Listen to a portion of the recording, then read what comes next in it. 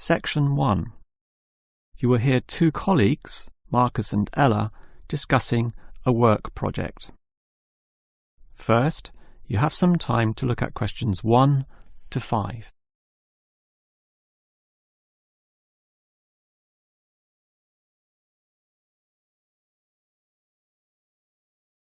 You will see that there is an example that has been done for you.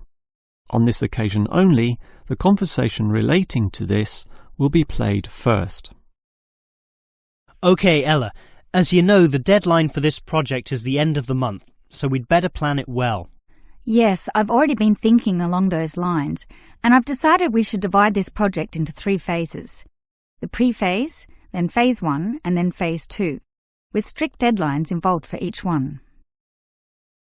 The woman uses the term pre-phase, so pre-phase has been written in space. Now we shall begin. You should answer the questions as you listen, because you will not hear the recording a second time. Now listen carefully and answer questions 1 to 5. Okay, Ella, as you know, the deadline for this project is the end of the month, so we'd better plan it well. Yes, I've already been thinking along those lines, and I've decided we should divide this project into 3 phases. The pre-phase, then phase 1, and then phase 2, with strict deadlines involved for each one. Given that we have to finish this quickly, that sounds good. Tell me more. The pre-phase is the simplest. We just need to allocate a space or a place to do our planning, and this space will need to be quite big. Sure, and we have to decide on the equipment needed as well.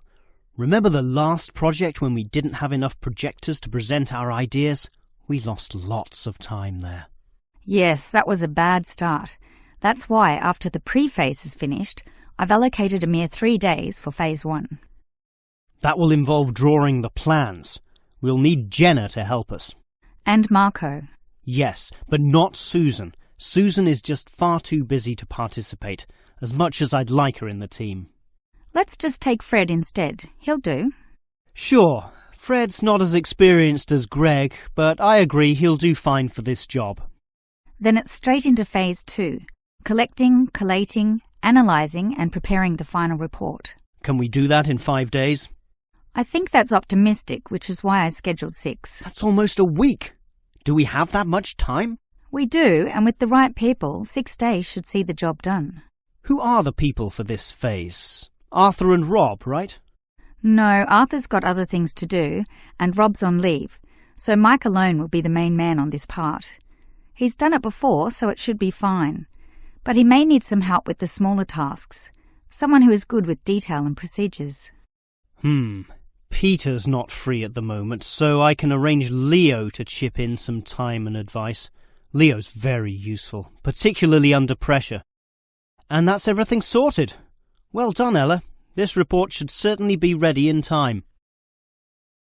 Before you hear the rest of the conversation, you have some time to look at questions 6 to 10.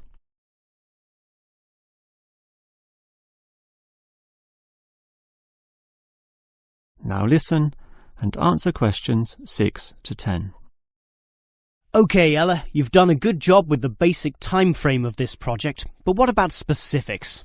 What sort of specifics? Well, things like information gathering. Are we going to use questionnaires like we did last time?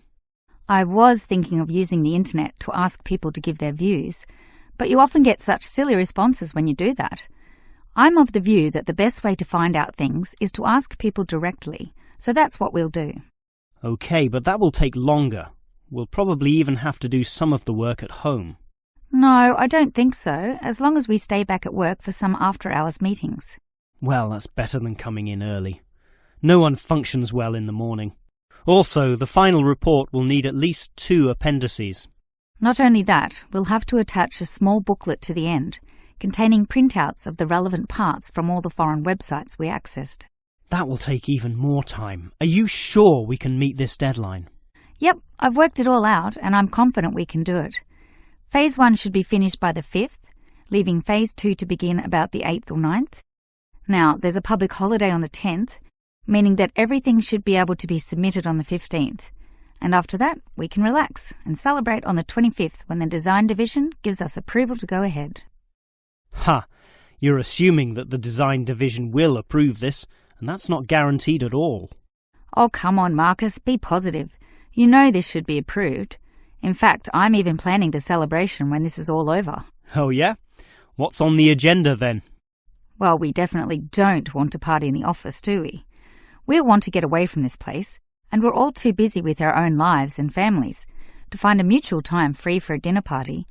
So I thought we'd just buy some nice expensive gifts for everyone who participated. We can just give these to the people here in the office. That sounds fine to me, but make sure they're not too expensive. The budget department will never approve the cost. Don't worry, I know how much I can get away with. All right, I'll leave that with you. That is the end of section 1. You now have half a minute to check your answers.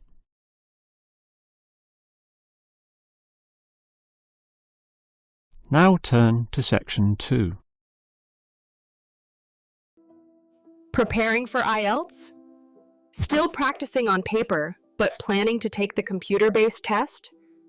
At IELTSOneStopCBT.com, you can practice listening and reading in the exact computer-based format. Experience the timer, the screens, and the tools, just like the real exam. Get used to computer navigation and time management. Improve your speed and accuracy. Practice anywhere, anytime, on your device. Join thousands of students who are practicing smarter, not harder. Visit IELTSOneStopCBT.com. Section 2. You will hear a maintenance worker talking to a university officer about some recent storm damage to the main building. First, you have some time to look at questions 11 to 15.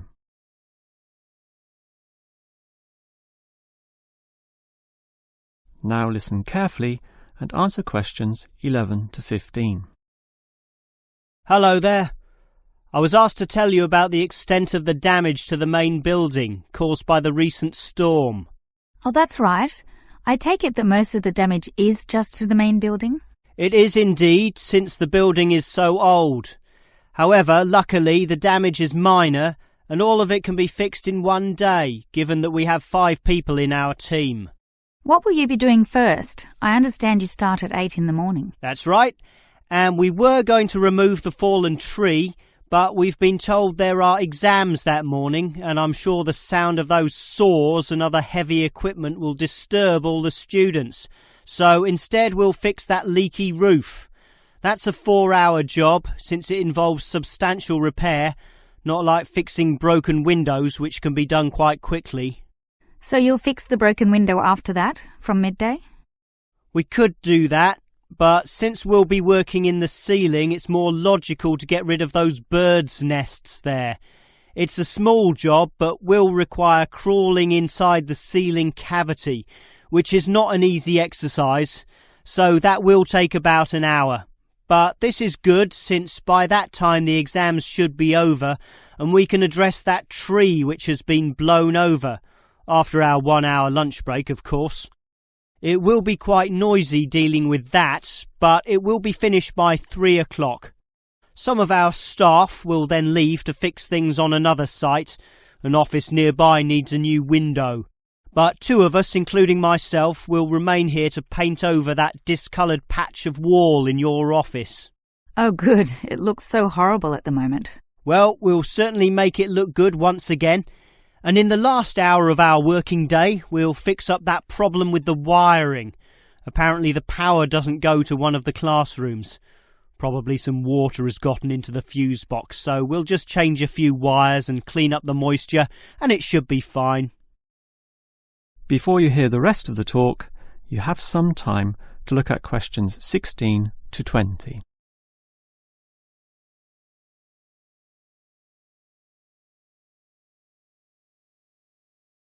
Now listen and answer questions 16 to 20. I certainly appreciate all the effort you and your team are taking to fix things here, but I do have one request. And what is that? You said you're going to paint the back wall in my office. Will it be the same colour as before? Yes, we'll make it a nice white colour. Well, that's the point. I'd prefer it to be yellow to match the furniture. The furniture is orange, actually, but I think yellow is a nice match. Can you do that? We can certainly do that. Yellow it is. Certainly a prettier colour than just plain white, or the blue in my kitchen at home for that matter. And we can leave the paint can with you in case you need to do some touch-ups or if the stain reappears. I'll just leave it in the garden shed, the one next to the main classroom. And incidentally, about those birds in the ceiling, I was just investigating and I heard the chirping of little baby birds in there, so there must be some young ones in a nest. I just thought you'd like to know that we can give them to a wildlife reserve. There's one in the next suburb, so that should not be too much trouble. Or you could give them to one of our teachers. I have a colleague who can raise them. I would say the wildlife reserve is a better option, since the people there are used to dealing with animals. And as for that fallen tree, we'll cut it up into small pieces, and that can be firewood in my house, so that won't be wasted either, although the smoke will cause some pollution. But I have a special licence for my fireplace, so no one can object to that. I've noticed also that the university has a garden bin for the smaller items, leaves and sticks and bark and so on, so we can dispose of material in that also. You do have some waste piles out the back, but a proper garden bin means that the material will be recycled, and that's better for the environment, so you can rest assured we will use that. That is the end of section 2. You now have half a minute to check your answers.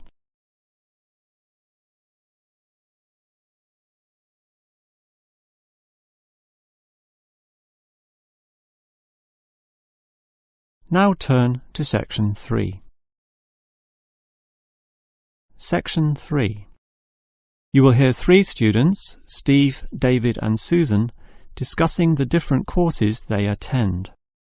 First, you have some time to look at questions 21 to 26.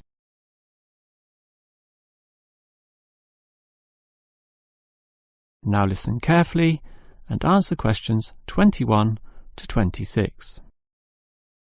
Well, gentlemen, we've almost finished our second semester at this university. What do you think of all the courses we attend? On the whole, I'd say they're quite good, apart from social history, which I find to be a little too inexact. Yes, the lecturer's style is also very, very dull. I certainly agree with you there, although I would say that the textbook is more interesting. Welfare State. The subtitle says, An Examination of Social Development in the 20th Century. Yes, Welfare State is a good book, but look how many pages it has. 458!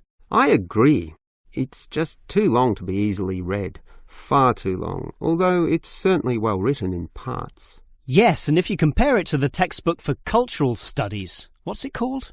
Inner Views, I think. No, that's the book for media studies, and we finished that subject last semester. The book you're thinking of is In Perspective. Oh, sorry, you're right. In Perspective. And the subtitle says, A Comparison of Social Groups. Somewhat interesting, wouldn't you say? Well, mildly so, as is the subject, dealing as it does with such a wide variety of issues. But the book itself certainly oversimplifies a very complex subject. I agree. I also got annoyed at its constant oversimplification. Life is more complicated than what it suggests. Yes, but what you call oversimplifying may well be considered clarifying. Look at this other textbook, Government in Action. Some may say that it also oversimplifies, but it must do so in order to present a coherent picture of an equally complex subject. Government in Action? Which subject? It's the textbook for political theory. Oh, I hate politics. That's why I don't like the active leadership subject either. And most of the stuff in that political theory textbook is based on the American system. You see, it's written by Americans, so it's not even relevant to us here. I'd agree with you there. It's not relevant to us at all, since our government uses the Westminster system. Yes, I suppose that is a problem. Before you hear the rest of the conversation, you have some time to look at questions 27 to 30.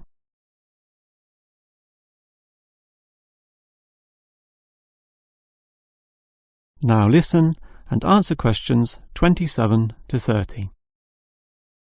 Well, it seems we all have certain criticisms about the textbooks we're using, but at the same time we all like some elements, at least, of the subjects we're studying. What's your favourite subject, David? I'm not sure. I like political theory, but... Cultural studies is by far the best, even better than political theory, which I also like, but just not as much. Why do you say that, Steve? I was thinking perhaps social history is worth considering as best. Social history is good, but I made my choice because the subject is relevant to this modern society. But so is social history, and I like the historical element, which the other subjects lack. Even political theory examines history only briefly and in a very narrow way, so I'd say social history is the most rewarding for me. What about you, Susan? I think social history is certainly very good, but political theory is, in fact, the best, since basically every human system boils down to politics. So, despite a certain irrelevancy in the details, the basic message remains as relevant as ever. Oh, Susan, you can't be serious. Let's ask Olive again. She's over there. Olive! Which subject do you think is the best? Ah, a difficult question. I'm very interested in culture, so cultural studies is certainly my cup of tea. But I'm politically active also, and hope to pursue this as a career. So political theory would be the one I'd pick. I don't believe it. Even with that irrelevant textbook? Don't listen to him, Olive. You have a right to your own opinion. That is the end of section 3. You now have half a minute to check your answers.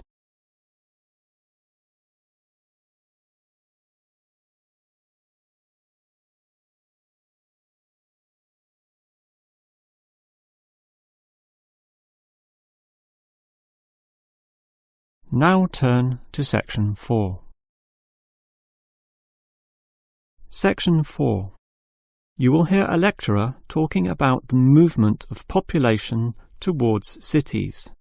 First, you have some time to look at questions 31 and 32.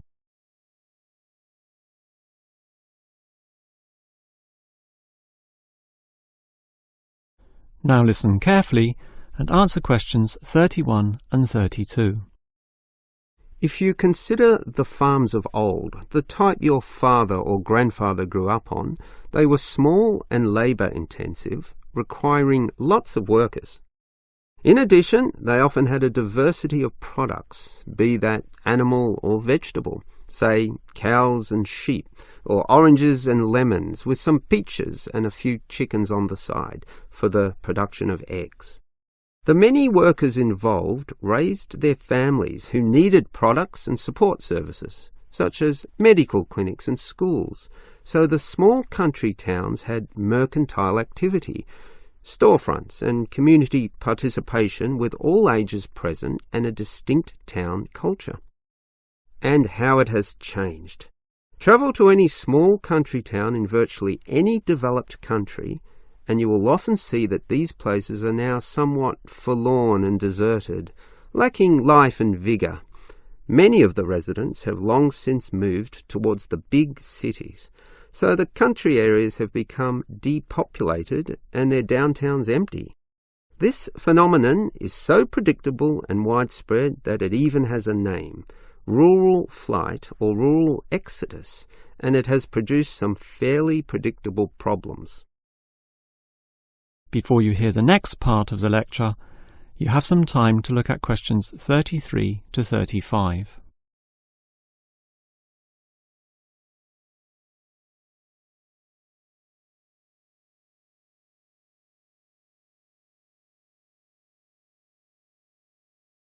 Now listen and answer questions 33 to 35. As for the causes of rural exodus, the most obvious is the industrialization of agriculture. This comes in two aspects, one of them being monocultural farming practices. What this means is that it is now more efficient to have one product and focus on its needs almost exclusively. So, for example, Animal husbandry will usually involve a single type of animal, say pigs, but with huge factory farming techniques, or, in other words, the second aspect, economies of scale. This means instead of 200 pigs, there'll be 2,000, tightly fitted into small pens or cages with high-density waste disposal and automatic feeding systems. Yet, despite this huge size, it can all be controlled by just a dozen farm workers pushing the right button. You might not like it, but in a competitive market, the cheaper the overheads, the better, and one can't argue with market economics. It's simply the way of the modern world, and it has changed the face of rural districts, mostly for the worst. Before you hear the rest of the lecture, you have some time to look at questions 36 to 40.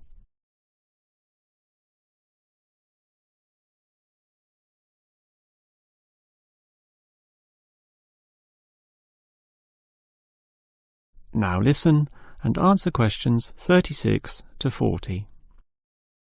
We can talk at length about the problem of rural exodus, but what about solutions? Well, there is certainly some cause for hope, since many are now feeling the negatives of increasing urbanisation, negatives which the countryside generally does not have. Thus, tourism, for example, is certainly one avenue of revenue and revitalisation. The most important consideration here is that the local residents themselves participate in developing such initiatives and deciding what happens, since outsiders, be they state government or city-based planners, do not fully understand the local settings, the possibilities which may be on offer, or the town culture, since even small rural areas can be highly distinctive from neighbouring ones. For example, the Daylesford area has developed a tourist industry based on the natural springs there, putting forward the angle that this water is relaxing and revitalising for the health. There has been the development of spas, saunas and small-scale accommodation within its picturesque hillsides. And another solution is to utilise the predominant local product. This takes advantage of the fact that many city people are developing a dislike for factory-produced and packaged foodstuffs. They are becoming interested in products that can be sold directly to them at a cheaper price, while preserving all the freshness from the tree or animal. It is important here that the country area is not only characterised by a specific product, but markets this idea well. For example, many areas of country Victoria have developed widespread grape growing and winemaking facilities and encourage wine tasting tourism, now a thriving industry with an international patronage. Similarly, Harcourt is famous for apples, Shepparton for mature cheeses, and Mildura for its citrus products. Such strategies, done well, give hope that rural areas can revitalise somewhat and once again be lively and interesting places to live in. That is the end of section 4. You now have half a minute to check your answers.